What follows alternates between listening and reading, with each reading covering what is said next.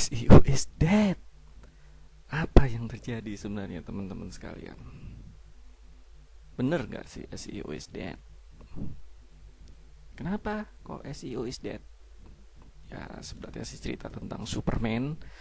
Ada grup band bicara tentang Superman is dead. Ya karena kan Superman juga manusia, mungkin saja dia bisa juga mati. Oke, bicara tentang SEO is dead, hari ini kita akan ada 3 bahasan yang akan kita diskusikan.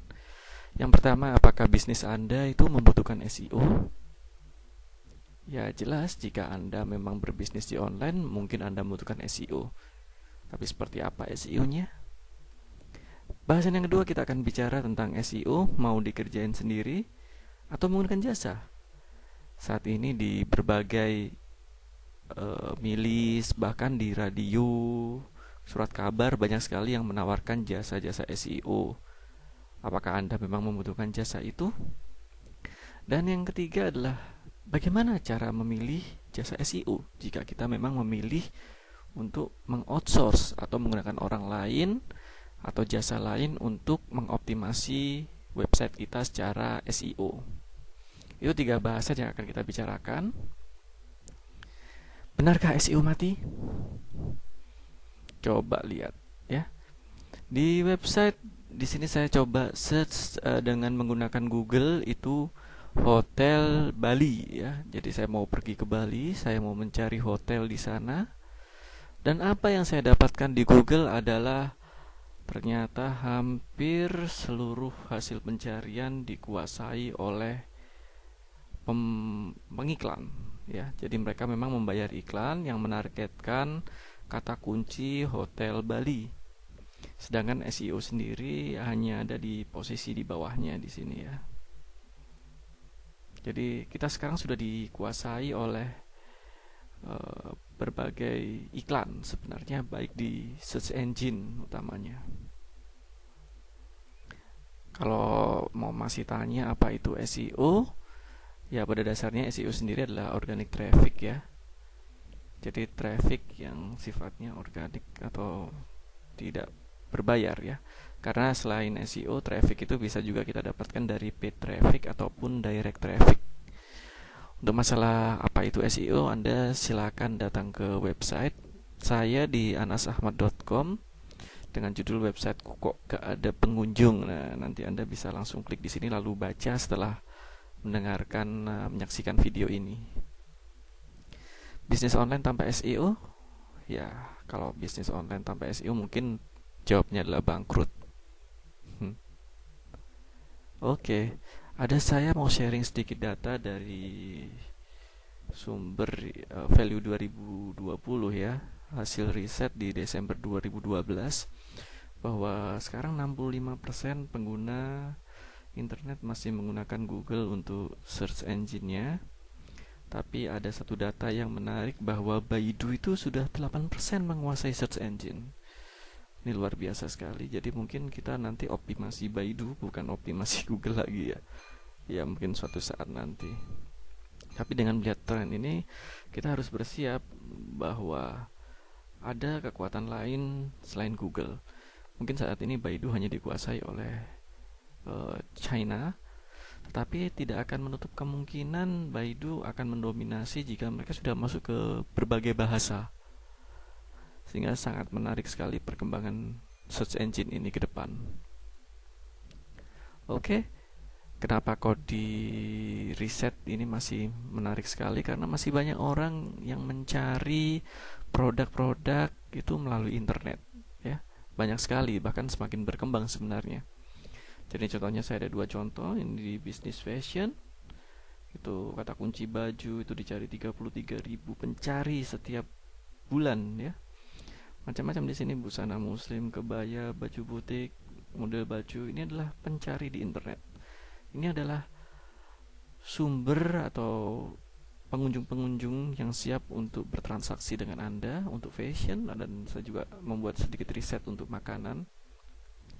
Yang nomor 1 adalah cake, kemudian puding, kue ulang tahun, masakan, kue kering, kue basah, kemudian kue ulta, kue kering lebaran. Ini banyak sekali pencariannya di setiap bulannya. Saya rasa dua bisnis ini akan menjadi hot karena sebentar lagi Lebaran ya. Biasanya di musim Lebaran ini dua bisnis ini, fashion dan makanan, itu akan boom. Kenapa harus SEO? Karena memang adanya algoritma mesin ya. Jadi bagaimanapun juga di internet itu yang bekerja adalah program, yang bekerja adalah mesin. Sehingga kita harus memahami SEO itu. Tidak bisa kita hanya sekedar menulis di blog kemudian blog kita atau website kita itu terindeks atau mendapatkan ranking yang baik di search engine. Yaitu keterbatasan search engine juga ya, karena dia mesin, dia tidak bisa membaca apa yang sebenarnya menjadi pikiran manusia. Walaupun memang Google selalu berusaha mengupdate engine-nya, tetapi tidak mungkin dia akan melihat secara lengkap. Yang ketiga itu ada lebih dari 200 penentu ranking. Dengan adanya update dari Google, Panda, kemudian ada Penguin, mereka sangat kompleks sekali untuk menentukan siapa yang memang berhak untuk dapat di halaman pertama. Yang terakhir itu kompetisi semakin ketat. Ilmu SEO ini sudah sangat banyak dibahas di mana-mana. Bahkan anak SD, anak SMP, anak SMA juga sudah belajar SEO, sehingga kompetisi akan semakin ketat. Bagaimana dengan bisnis kita yang juga menggunakan SEO? Itu penting juga untuk kita pertimbangkan.